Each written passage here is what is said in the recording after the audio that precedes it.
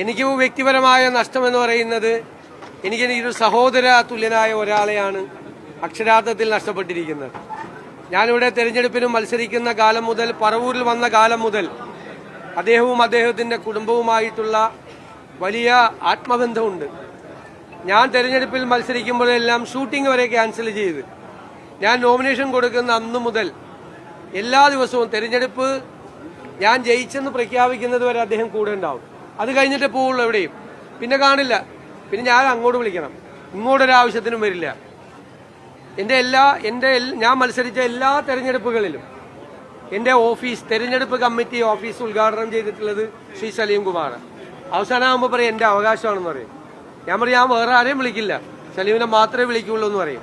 അത്രമാത്രം നല്ല ഉറച്ച രാഷ്ട്രീയ ബോധ്യം, ഏത് തിളച്ചുമറിഞ്ഞ കാലാവസ്ഥയിലും തന്റെ ഉറച്ച രാഷ്ട്രീയ ബോധ്യത്തിന് ഒട്ടും വെള്ളം ചേർക്കാത്ത ഒരാൾ കൂടിയാണ് എന്റെ സ്നേഹിതനെന്ന് എനിക്ക് അഭിമാനമുണ്ട്. അതിലൊരു വിട്ടുവീഴ്ചയില്ല. പഠിക്കുന്ന കാലം മുതൽ അവസാന ശ്വാസം പോകുന്നത് വരെ ആ ഉറച്ച രാഷ്ട്രീയ ബോധ്യത്തിൽ, ആ ഉറച്ച കോൺഗ്രസ് ബോധ്യത്തിൽ നിന്നു എന്നുള്ളതാണ് അദ്ദേഹത്തെ വ്യത്യസ്തനാക്കുന്നത്.